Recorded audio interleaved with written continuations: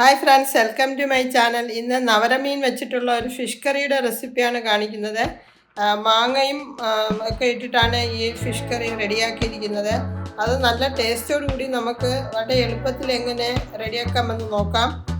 ഇതുണ്ടാക്കാൻ 1 kilo ഫിഷാണ് എടുത്തത്. നല്ലവണ്ണം ക്ലീനാക്കി എടുക്കണം.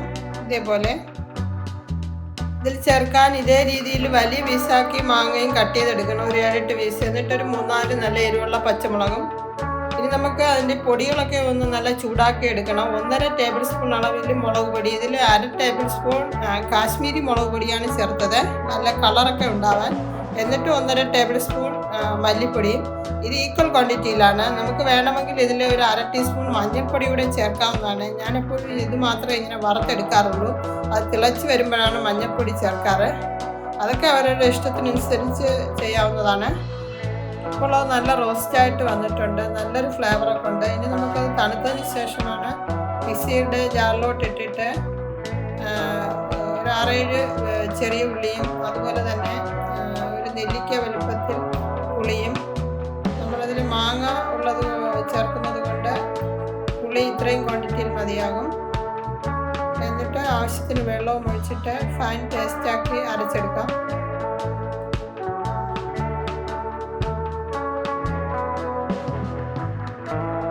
ഇപ്പോൾ അത് അരച്ചെടുത്തിട്ടുണ്ട്. ഇനി നമുക്ക് അതിലേക്ക് 1 കപ്പ് തിരുമ്മിയ തേങ്ങ ചേർക്കാം.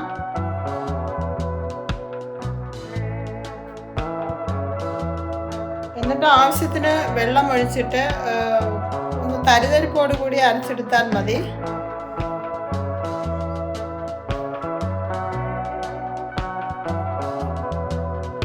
ഇതേപോലെ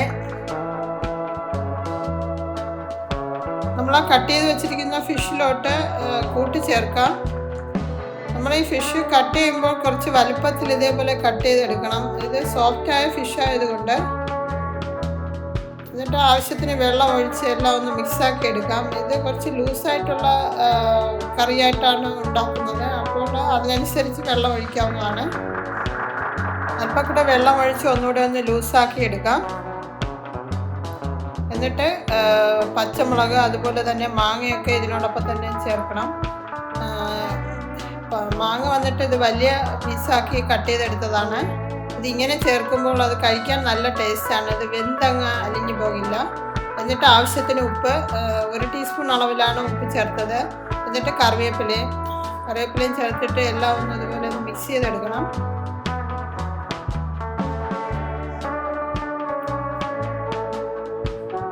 ഇതിനു മുന്നേ കുറേയേറെ ഫിഷ് ഫ്രൈ അതുകൂടാതെ ഫിഷ് കറിയുടെയൊക്കെ വീഡിയോസ് അപ്ലോഡ് ചെയ്തിട്ടുണ്ട്.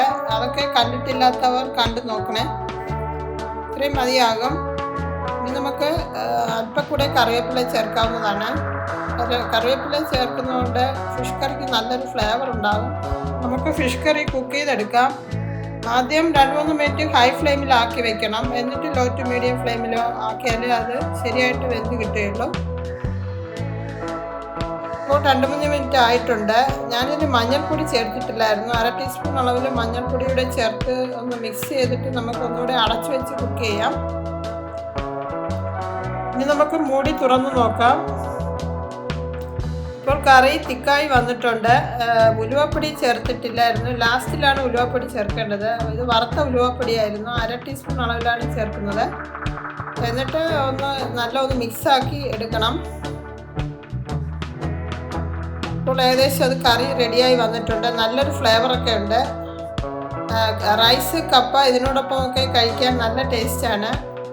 എൻ്റെ ഈ വീഡിയോ കുറച്ച് പേർക്കെങ്കിലും യൂസ്ഫുള്ളായി കാണുമെന്ന് വിചാരിക്കുന്നു. ഫ്രണ്ട്സ്, വീഡിയോ ഒന്ന് ഷെയർ ചെയ്ത് റിപ്ലൈ കമൻറ്റ് ബോക്സിലിടാൻ മറക്കരുത്. അടുത്ത പുതിയൊരു റെസിപ്പിയുമായി വരുന്നത് വരെ നന്ദി.